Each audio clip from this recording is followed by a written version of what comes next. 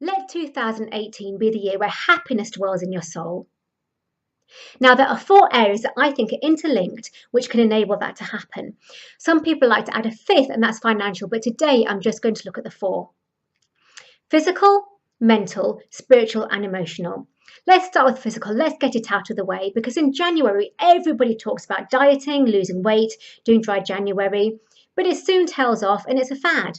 But actually, to be physically well, it's got to be something sustainable that will go the long term.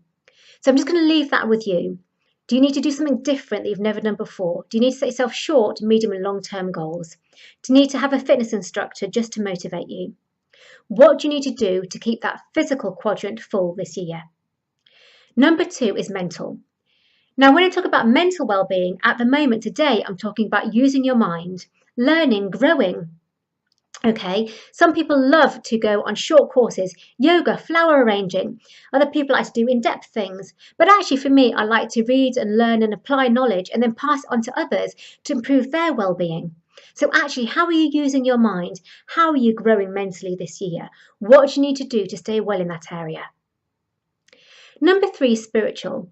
This is the most overlooked area, but actually I think it's really important because it's to do with connections. And that can be with a higher being, with God, or it can be with somebody close to you. When was the last time you had a meaningful connection? What do you need to do to be spiritually well this year? And number 4 is emotional. And I think this is really linked to spiritual. How are your relationships? Do you like quantity of time? Do you like quality of time? Have you been too busy? Do you take people for granted? Do you need to say sorry? Do you need to actually get some courage and repair relationships that are broken?